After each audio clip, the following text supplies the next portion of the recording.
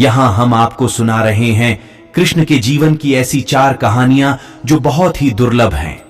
जाने कि कैसे दुर्योधन की पत्नी कृष्ण भक्त हो गई, कैसे कृष्ण ने सत्यभामा के घमंड को ठीक किया, कृष्ण का सिर दर्द कैसे अजीब ढंग से गायब हो गया और क्यों कृष्ण ने अपने एक भक्त को उसके हाल पर ही छोड़ दिया। दुर्योधन की पत्नी का नाम भानुमति था। वो एक बहुत ही सुंदर लड़की थी और जब कृष्ण दुर्योधन के महल में मेहमान बनकर आए तब वो सिर्फ 17 साल की थी। दुर्योधन ने एक षड्यंत्र रचा जिससे कृष्ण को नशे की हालत में लाकर कोई वादा करा लिया जाए। उसने सभी तरह की व्यवस्थाएं की और इस बात का खास ख्याल रखा कि भोज में खूब अच्छी मात्रा में शराब भी हो। दुर्योधन के दोस्त भी आए और सभी ने इतनी शराब पी कि वे सब नशे में धुत हो गए। पर कृष्ण ने अपने आप को शांत रखा और वे हर किसी को खुश करते रहे। इस सारे हंगामे में भानुमति ने भी कुछ ज्यादा ही पी ली। जितनी वो पी सकती थी उससे भी ज्यादा। वो एक युवा लड़की थी और उसे इन चीजों की आदत नहीं थी, तो वो नशे में बहकने लगी। कुछ समय बाद सभी लोग बहकने लगे और चीजें काबू से बाहर जाने लगीं। भानुमति अपने पर काबू खो बैठी। वो कृष्ण से लिपट गई और उनके लिए अपनी इच्छा प्रकट करने लगी। कृष्ण ने उसे किसी शिशु की तरह संभाला और वे समझ गए थे कि स्थिति खराब हो चुकी थी। वे समझ गए थे कि भानुमति अगर कुछ गलत कर बैठी तो बाद में संभाल नहीं पाएगी और हस्तिनापुर की रानी का गौरव कलंकित हो जाएगा। इसलिए कृष्ण उसको उठाकर महल के अंदर ले गए और उसकी सास गांधारी के कक्ष में जाकर उनके हवाले कर दिया। अगले दिन सुबह जब भानुमति को पता चला तो वो कृष्ण के प्रति सम्मान और कृतज्ञता से भर गई कि उन्होंने उसे बचा लिया था। तब से वो कृष्ण की भक्त बन गई। सत्यभामा कृष्ण की दूसरी पत्नी थी। वो एक बहुत ही घमंडी स्त्री थी। उसका ये मानना था कि वो सबसे सुंदर और सबसे अमीर स्त्री है क्योंकि उसके पिता एक बहुत ही धनवान व्यक्ति थे। तो सत्यभामा जितने और जो रत्न और आभूषण और संपत्ति चाहती थी वो सब उसके पास थे। स्वाभाविक रूप से घमंड उसकी एक बड़ी समस्या थी।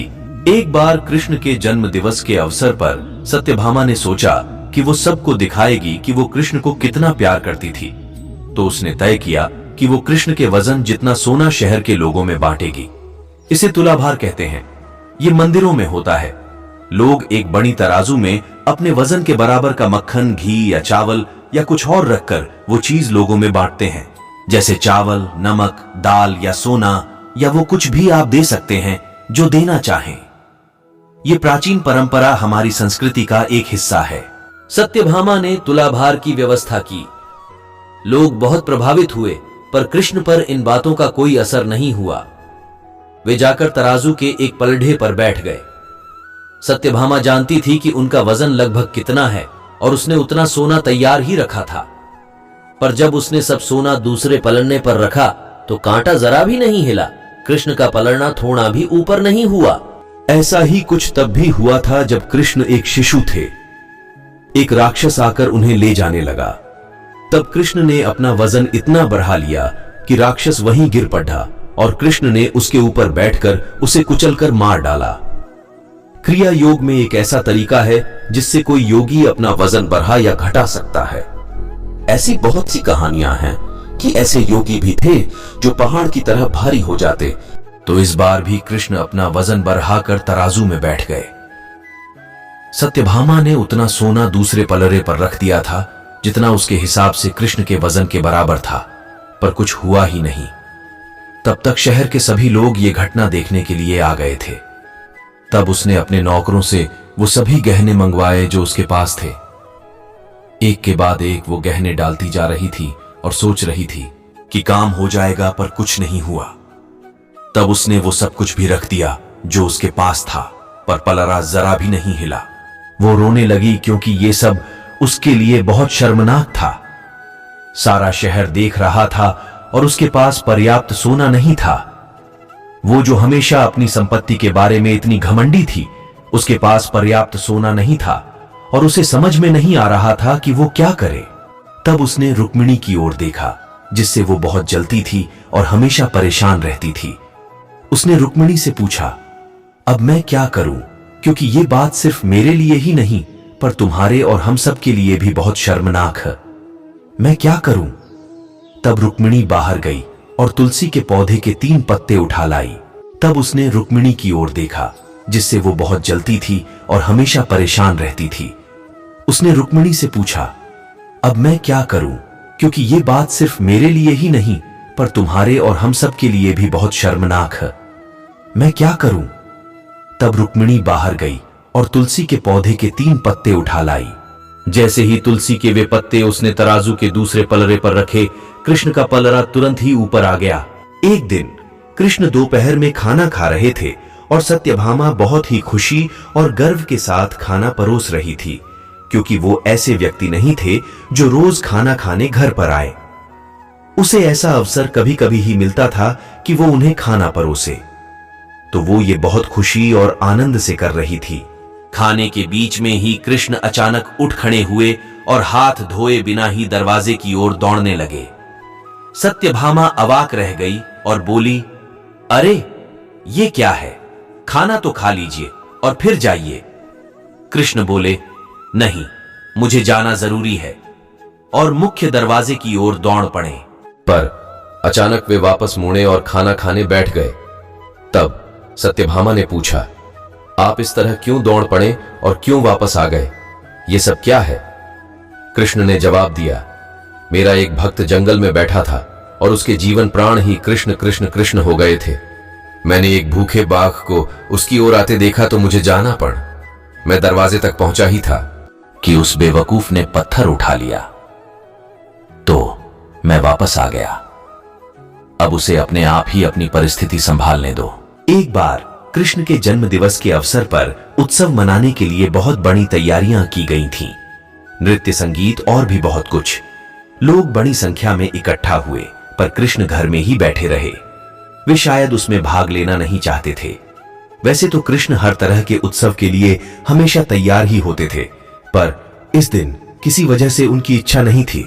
रुक्मिणी आई और पूछने लगी, नाथ, आपको क्या हो गया है? क्या बात है? आप उत्सव में शामिल क्यों नहीं हो रहे? कृष्ण बोले, मुझे सिर दर्द है। हमें नहीं मालूम उनको वास्तव में सिर दर्द था या नहीं। हो सकता है कि वाकई हो, और यह भी संभव था कि वे नाटक कर रहे हों। उनमें वो योग्यता थी। कृष्ण बोले, कोई जो मुझे वाकई में प्यार करता हो, वो अपने पैरों की धूल अगर मेरे सिर पर मल दे तो मैं ठीक हो जाऊंगा। रुक्मिणी बोली, हमें वैद्यों को बुलाना चाहिए। तो वैद्य आए। उन्होंने हर तरह की दवाइयां दी। कृष्ण बोले, नहीं, ये सब चीजें मुझ पर असर नहीं करेंगी। लोगों ने पूछा, तो हमें क्या करना चाहिए? तब तक बहुत सारे लोग इकट्ठा हो गए थे। सत्यभामा आई, नारद आए। हर कोई परेशान था। क्या हो गया? क्या हुआ है? कृष्ण को सिर दर्द है, हम उन्हें ठीक करने के लिए क्या करें? कृष्ण बोले, कोई जो मुझे वाकई में प्यार करता हो, वो अपने पैरों की धूल अगर मेरे सिर पर मल दे तो मैं ठीक हो जाऊंगा। सत्यभामा बोली, ये क्या बात हुई? मैं आपसे बहुत प्यार करती हूं, पर यह नहीं हो सकता कि मैं अपने पैरों की धूल लेकर आपके सिर पर लगाऊं। हम ऐसा काम नहीं कर सकते। रुक्मिणी रो रही थी। हम ये कैसे कर सकते हैं? ये तो आपका अनादर होगा, अपमान होगा। हम ये नहीं कर सकते। नारद भी पीछे हट गए। मैं ऐसा कुछ भी करना नहीं चाहता। आप स्वयं भगवान हैं। मुझे नहीं मालूम कि इसमें क्या रहस्य है। पता नहीं इसमें कौन सा जाल होगा। मैं अपने पैरों की धूल आपके सिर पर रखूंगा तो हमेशा नरक की आग में जलूंगा। मैं ऐसा कोई काम करना नहीं चाहता। चारों ओर बात फैल गई। हर कोई सकते में था। हम ये काम नहीं कर सकते। हम सब उन्हें बहुत प्यार करते हैं, पर ऐसा करके हम नरक में जाना नहीं चाहते। उत्सव मनाने के लिए लोग कृष्ण का इंतजार कर रहे थे, पर कृष्ण अपना सिर दर्द लेकर बैठे थे। फिर ये बात वृंदावन तक पहुंची। गोपियों को मालूम पड़ा कि कृष्ण को सिर दर्द है। तब राधा ने अपनी साड़ी का पल्लू फाड़कर जमीन पर बिछा दिया और सब गोपियां उस पर नाचने लगीं। उन्होंने फिर वो पल्लू नारद को देकर कहा, इसे ले जाइए और कृष्ण के सिर पर बांध दीजिए। नारद वो धूल भरा पल्लू ले आए और उसे कृष्ण के सिर पर बांध दिया। कृष्ण का सिर दर्द तुरंत ठीक हो गया। कृष्ण ने हमेशा स्पष्ट रूप से बताया कि उनके लिए कौन सी चीज सबसे ज्यादा महत्वपूर्ण थी। हालांकि वे राजाओं के साथ घूमते थे और उन्हें बहुत से राज्य भेंट किए गए, पर उन्होंने वे नहीं लिए। उनके लिए यही सच्चा, निस्वार्थ, सरल प्रेम ही महत्वपूर्ण था। इसलिए आपको कोई चीज फ्री में मिले तो आपको नहीं लेना चाहिए, क्योंकि सामने वाले आपको छोटी सी चीजें देकर बड़ी आशाएं रख लेता है।